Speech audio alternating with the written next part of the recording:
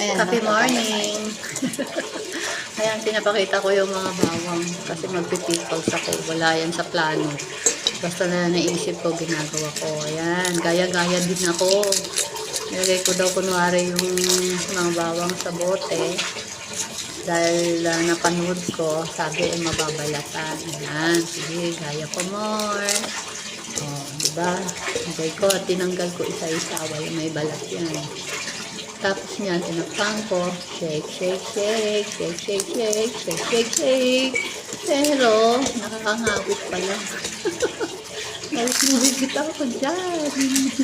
Gusto nang bumigay. Ayan, sige, shake pa more. Kasi sabi na nila, matatanggal daw yung balat. Oh, sige, shake, shake, shake, shake, shake.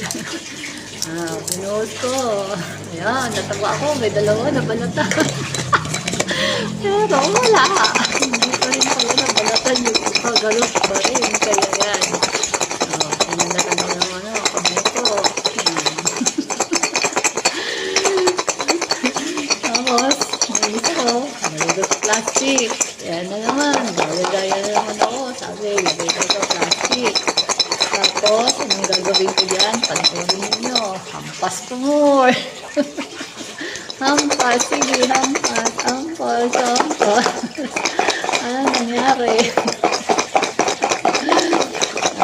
Yan. Bubuhos ko dyan. Makikita nyo anong nangyari. Aray, sinampampas ko yung bawang. Ayan. Ganun pa rin. Balat pa rin ako. Nabasag-basag lang yung balat. Pero hindi naman natanggal. Kasi gagawa ako ng pickles eh. Masarap yun. Parang hindi siya yung sinasama mo lang siya tuwing kakain ka ganun. Para yung mga nakakain natin yung mga cholesterol, eh, panlaban yan, bawang. Sa antibiotic din kasi ang bawang. Na-try ko na kasi gumawa. Tsaka yan ang kinakain ko habang kumakain ako ng meals. Pero once a day ko lang kumakain. Usually sa gabi. Medyo mabaho nga lang, pero diba, sabi nga nila kung ano yung mabaho, yun naman ang nakakapagaling sa ating mga sakit. Ayan, kumuha na ako ng kutsilyo kasi hindi ko na rin mabalatan sa kamay. Sinilis ko na lang. Gumagawa ko yung pickles na bawang, lalagyan mo ng toyo, suka, mga pang-palasa, gano'n. Siyempre, sugar, di mawawala.